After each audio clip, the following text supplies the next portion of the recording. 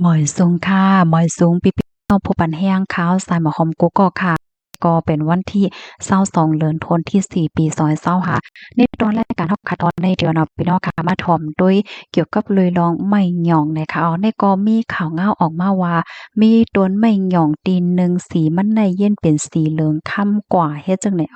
เมื่อวันที่20เดือนธันวาคมที่4ปี2025เนี่ยค่ะมีข่าวเงาออกมาว่ามีก้นวานเขาหบทบหันต้นไม่หย่องลงใหญ่นาในเนาะมีไว้อยู่ดีวานใหม่มนบนหมู่ที่12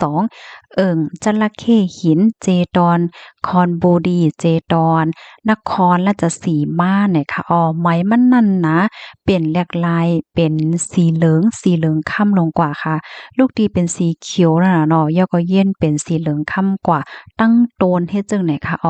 เฮ็ดในเฮียก็ป้อว่าแหลดเฮอออกมาในคณะฮังลีสีเหลืองค่ำป้อเฮอลงไว้ฮังลีลงไว้เฮ็ดไหนคะต้นไม้หยองในตั้งสูงมาในที่มีอยู่มอก10เมตรเฮ็ดไหนแล้วก็มีกิ่งมันสังเฮ็ดให้นั้นค่ะน่ะเนาะ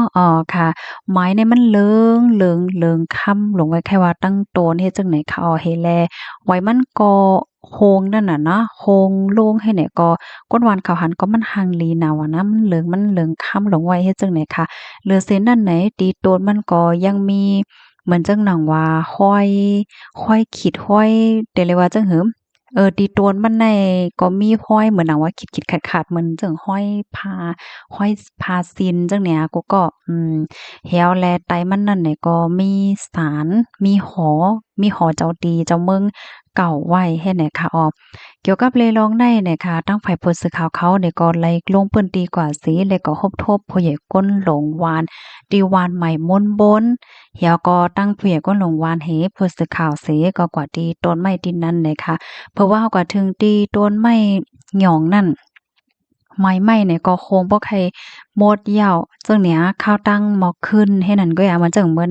นในก้นวานเขาโคบทบหันไม้เป็นยินลูกดีสีเขียวก็เป็นสีเหลืองค่ำกว่าจังหนึ่มจ้าเฮียก็เปิ้นก็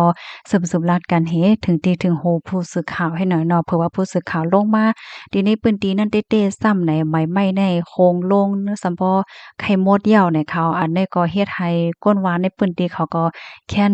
ตกใจหลีอ้ำกว่านั้นน่ะเนาะแห้งแลเปิงเป็นมันเป็นเฮ็ดไหนไข่หลากหลายไว้หลานในจังได๋ค่ะผู้ใหญ่ก็ลงข่าวลัดนี่ว่าต้นไม้หย่องในมันถอดแมสแต้ๆเนี่ยเนาะตั้งแต่เมื่อผู้ใหญ่ก้นหลงวานเกิดมาก็มีต้นไม้หย่องในวัยเยาว์เมื่อเหลียวผู้ใหญ่ก้นหลงวานก็มีอายุ36ปี อ่อนหน้าในเจ้าของตีลินแลก้นตีอันมากขาดเฮ็ดสวนอ้อยหลายก่อเนาะก็คัดใจตีเดเตียแปดต้นไม่หย่องในจังไหนนะก้อยกาวาจัดปานเขานั่นก็มีลองเปลี่ยนไปแหลกหลายกว่านะมานั่งมีผู้รับเหมาตัดอ้อยไอ้ก้อหนึ่งนั่นน่ะเนาะเขาก็ขึงเหมือนหนังว่าเตตัดแปดต้นไม่หย่องในเตียแปดต้นไม่หย่องในเฮ็ดไหนเฮ็ดแลเอาเป็นเพกึ่งกลางเสียแลรู้สึงสาใจกว่าเฮ็ดจังไหนคะกำนั้นแลว่าเห็นนั่นมาเนี่ยก็ไผลก็อำหัดป้วนติเดตัดแปดแตบแปดต้นไม้หยองในก็เปยุ่มยำว่ามันเป็นต้นไม้ที่ทอดแม่จังได๋เฮแลไผลก็หัดเก่านั่นน่ะเนาะปอก็ยงกะเก้าในมสังทุกโกจังมีเพ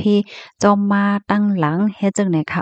เฮ็ดนั่นเฮแลต้นไม้หยองเนี่ยก็อยู่กึกกับปื้นตีหมู่บ้านที่นั้นมาหั้นต่อถึงวันเหมินได้จังไหนคะค่ะข้อมูลอันนี้ก็ค่ะเลยปีมาที่ห้องการข่าว Daily News ออกไว้เนี่ยค่ะพี่น้องค่ะเพราะว่าบ้านลาดเกี่ยวกับเลยลองไม่หย่องไม่โค้งไหนในพี่น้องค่ะยามยินจึงหือพองภายไลดีคู่อาศึกอาปืนมั่นไข่ในกันพองจ่องไรค่ะเมื่อกว่านค่ะเนาะเมื่อค่ะก้นเล็กเป็นลูกอ่อนนั่นในจะเหมือนนั่นเนาะค่ะก็ใกล้เลยยินผู้ใหญ่ก้นโลงค่ะเนาะก้นปอเฒ่าไม่แก่เปิ้นไข่เด้เนาะไม่หย่องไม่โค้งไหนก็กะว่า โฮอาเซอะอาเปิ้นมันแต๊ๆค่ะลองตั้งหยุ่มย้ำในข่าวกลุ่มโฮแต๊ๆค่าคัดใจหาข้อมูลใน Wikipedia ในอินเทอร์เน็ตก็ไปหันออกมาให้ไหนค่ะนี่กำนั้นแลภายไลดีโฮเนี่ยก็แชร์ในกันไลค่ะเนาะหนังหือลูกหลานเมินนาเนี่ยก็พอได้ไล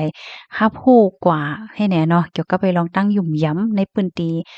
พี่น้องเฮาค้านนั่นในพื้นที่ในเมืองเฮานั่นน่ะเนาะเฮาว่าเนาะ เมื่อไกลแน่เขาก็จ้ำกว่าหาด้วยข้อมูลเนาะก็เก้วยไหลฮู้ว่า อันต้นไม้หยองในมันมีพ่นหลีสารจังหือพองเนี่ยค่ะเหมือนจังหนังเปิกมันยางมันแลเม็ดมันในค่ะมันเตจอยเฮ็ดให้เป็นยามันหนังว่ายาถ่ายว่าซังว่าจังไหนไล่เฮ็ดจังไหนค่ะเฮแลเอามาเฮ็ดเป็นยดยาตั้งเป็นตีนจ้างจังไหนก็ไล่แหน่ค่อนหลีมันได้เอามาเฮ็ดเป็นยาเหม่อปลาก่อนไล่ว่า